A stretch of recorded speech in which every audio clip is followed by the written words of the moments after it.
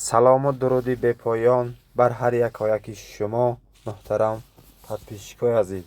همه شما رو خوش آمدید میگیم به یوتیوب کانال مال بازاری مسجد دوستان. در نوار امروزه ما برای شما نوار گرفتیم دوستان عزیز. 25 سر قشقار بره های الیتای ماچین است که برادر مالا دوستان چیستا ماچین است که خیلی گیبرید افغانی نیستن دوستان. خدا خواهد برای بانی کردن برای بیزنس کردن همه چیز به خدا خواهد مستعد و مالا جوابگو هم برادر.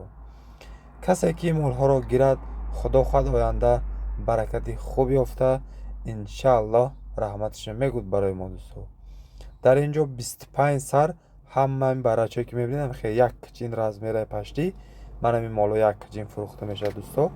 50% کلانتر 50% گویم مایده تر سردنی یک دو تا مایده چو قشقاره کلان و سالخواه حساب نیست. فقط برچه ها دوستو من این برچه که میبینید همش معلوم پشتی همش یک 80% کرسکی کبوزه دیگه. از همه شما خواهش کرده میشد که دوستان من این مالی که میبینید در نوار همش را یک جای فروخته میشد با نرخ دسترس دوستان عزیز. همش دنبداره خوب من برچه مایده و حساب نیست و کسی گیرد 550 600 سومان خیلی نرخش کراچی. منم با یک دیگه دونش قشقاری افغانی گیبریت دوستان منم قشقار بره یک سال شدگی مینمی انقای که به فکرم نو یک سال میشه گو من هم فروشه کسی نرخی و میگیرد اگر نرخی قشقار شد دوستان قشقاری افغانی گیبرید با ماچینسکی افغانی گیبری شدگی کم تراشگی و سالش نرخی و دوستان 6800 سومانه.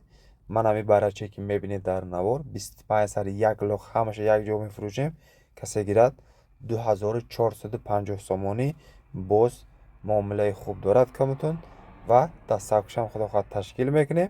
ای نرخی گفتگی مون که یا زیادتر شد یا که 2500 دستکش یا که 2400 همین مقصد که کدام طرف های نزدیکتر باشد دستکش ارزانتر جای دوردست باشد طرف های دوشنبه سال غرب و کولاب دیگه جا باشد با نرخش بلندتر میشد دوستان.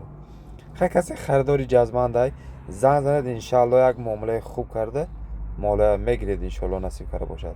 فقط سوم نخ باشد کارت میزنید خدا خواهد مال روان میکنه میره دوستان عزیز.